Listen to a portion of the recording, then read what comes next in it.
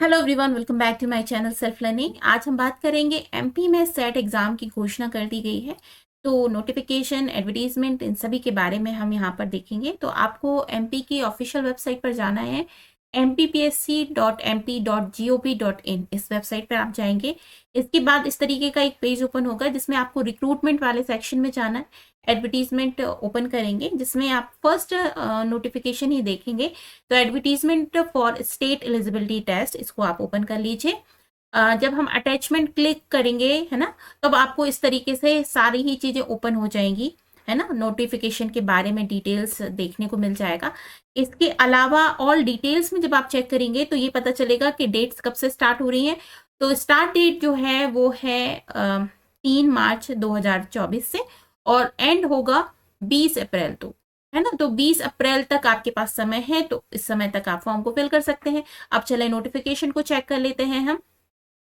तो यहाँ पर आप जब आते हैं तो महत्वपूर्ण तिथियां बताई गई हैं। 15 मार्च को जो विज्ञापन है वो दिया गया है। 21 मार्च से आप फॉर्म फिल कर सकते हैं, 20 अप्रैल तक, है ना। इसके बाद में फॉर्म जो फिल कर लेंगे, अगर त्रुटि सुधार के लिए बिना विलंब शुल्क के आपको फॉर्म को देखना है और सुधारना है तो 27 मार्च तक कर सकते हैं, ठीक है। और 27 मार्च से लेकर 22 अप्रैल तक दोपहर 12 बजे तक आप कर सकते हैं। विलंब शुल्क के साथ में 21 अप्रैल से 30 अप्रैल के बीच में कर सकते हैं, ठीक है। तो ये ध्यान रखिएगा। बल्कि इतना क्यों करना कि विलंब शुल्क आपको देना पड़े, आप फॉर्म वैसे ही फिल कर दीजिए। तो मध्य प्रदेश के जो मूल निवासी हैं उनके लिए, अनुसूचित जाति जनजाति के लोग हैं, जो अन्य पिछड़ा वर्ग, ईडब्ल्यूएस और दिव्यांग जन जो है, उनके लिए जो फॉर्म की फीस है वो 250 रुपये है, ठीक है। बहुत ही सही है, ज्यादा फीस नहीं है। अन्य श्रेणियों के लिए और मध्य प्रदेश के बाहर के निवासियों के लिए 500 रुपये, ये भी बहुत ज्यादा कोई फीस नहीं है। त्रुटि सुधार की अवधि में बिना विलंब शुल्क के आपको 50 रुपये प्रति सत्र देना है। विलंब शुल्क के साथ देखिए, विलंब शुल्क ज्यादा है, 3000 रुपये है, इसलिए इसका मत ऐसा चांस लाइएगा कि आपको विलंब शुल्क में अपना फॉर्म सुधार करना हो। पहले ही फॉर्म को बहुत ध्यान से आपको फिल करना चाहिए, ठीक है। राज्य पात्रता परीक्षा है। नेट जिस तरीके से नेशनल लेवल पर होता है वैसे ही सेट स्टेट लेवल पर होता है। इसमें भी आपको 2 पेपर होंगे। प्रथम पत्र जो होगा वो होगा जनरल पेपर, दूसरा जो होगा आपके सब्जेक्ट का पेपर होगा, ठीक है। क्वेश्चंस वैसे ही आते हैं, बल्कि थोड़े इजी होते हैं नेट के स्तर से, तो उन्हें आप देख सकते हैं। आरक्षण किस तरह से मिलेगा, तो आरक्षण जो है यूजीसी के नॉर्म्स के अकॉर्डिंग ही आपको आरक्षण यहाँ पर मिलने वाला है। ईडब्ल्यूएस जो स्टूडेंट्स हैं, इसके साथ में जो दिव्यांग जन हैं, है ना, उन सभी स्टूडेंट्स के लिए जो भी है, आपको इस नोटिफिकेशन में बहुत डिटेल में दिया हुआ है, आप उसे पढ़ लीजिए। मैं कंप्लीट नोटिफिकेशन यहाँ पढ़ूंगी तो बहुत लंबा वीडियो हो जाएगा। और अनारक्षित श्रेणी, अच्छा यहाँ पर दिया हुआ है न्यूनतम अहर्ता, देखिए वैसे ही है नेट के जैसा। मतलब अगर अनरिजर्व कैटेगरी में है तो 40% मार्क्स आपके होने ही चाहिए, और अगर रिजर्व कैटेगरी में है तो 35% मार्क्स होने चाहिए। तो ये चेक कर लीजिए आप।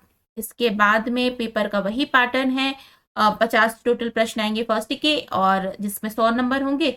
दूसरे के 100 क्वेश्चन होंगे और जिसमें 200 नंबर होंगे।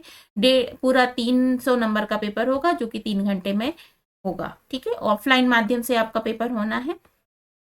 हर प्रश्न के लिए 2 नंबर मिलने हैं, कोई नेगेटिव मार्किंग यहाँ पर नहीं है। परीक्षा का माध्यम हिंदी और इंग्लिश दोनों ही होगा। आप अपने हिसाब से अपनी भाषा का चयन कर सकते हैं। आवेदन कैसे करना है, तो ऑनलाइन आवेदन करने के संदर्भ में आवश्यक सूचनाएं जो है वो इस तरह से है। आपको इनकी ऑफिशियल वेबसाइट पर जाना है और ऑनलाइन फॉर्म को फिल करना है, ठीक है। जो भुगतान है एमपी ऑनलाइन के अधिकृत जो सदस्य हैं वो आप कर सकते हैं, ठीक है। तो जो आपको फॉर्म फिल करने का है ना, उसमें ये वाली जो वेबसाइट है एमपी ऑनलाइन, इसमें आपको फॉर्म फिल करना है, ठीक है। इसे बहुत डिटेल में आपको पढ़ना पड़ेगा, बहुत भी बारीक अक्षरों में लिखा हुआ है, इसे आप चेक कर लीजिएगा।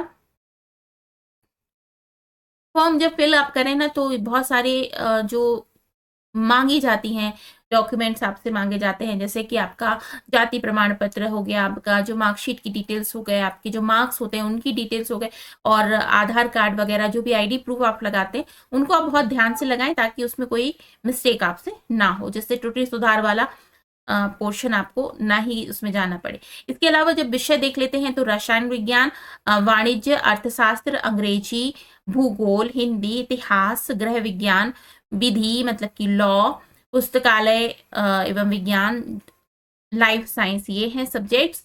Mathematical science, philosophy, physical education, physical science, political science, psychology, Sanskrit, sociology and yoga. Education के स्टूडेंट्स का नहीं है यहाँ पे नाम, एजुकेशन विषय यहाँ पर नहीं दिया हुआ है। बेड लक जो एजुकेशन वाले बच्चे हैं।